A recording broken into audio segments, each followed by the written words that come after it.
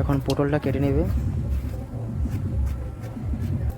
এরপর আলুটা কেটে নিচ্ছে।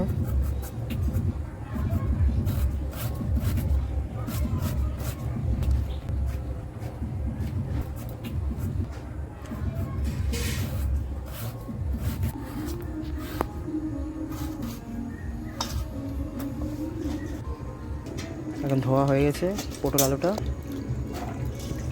বাটিতে উঠিয়ে নিচ্ছে। এখন পনিরটা ধুয়ে নেবে, ধুয়ে গামলাতে উঠিয়ে নেবে। হয়ে গেছে ধোয়া। এখন মা কড়াইটা চুলোতে বসিয়ে দিয়েছে, শিলপাটাটা নামিয়ে নিয়েছে। এখন হলুদ, একটু লবণ দিয়ে একটু মেখে নেবে, তারপর তেল দিয়ে দিল। এখন পনিরটা ভেজে নেবে। পনিরটা ভাজা হয়ে গেছে।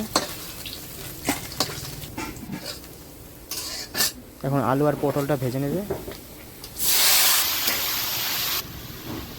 হলুদ দিয়ে দিল, লবণটা দিয়ে দিল। এখন কতক্ষণ আলু পটলটা কষিয়ে নেবে।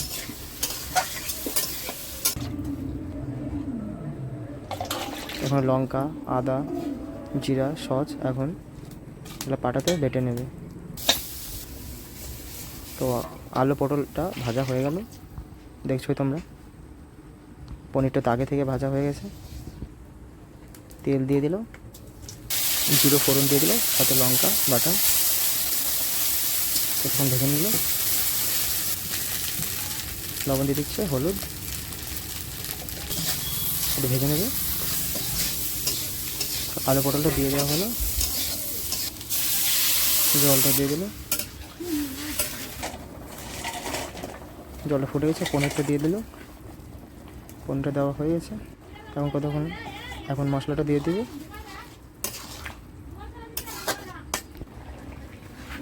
এখন নামিয়ে নিল, হয়ে গেল পনির, সহজ পদ্ধতিতে পটল আলু পনির।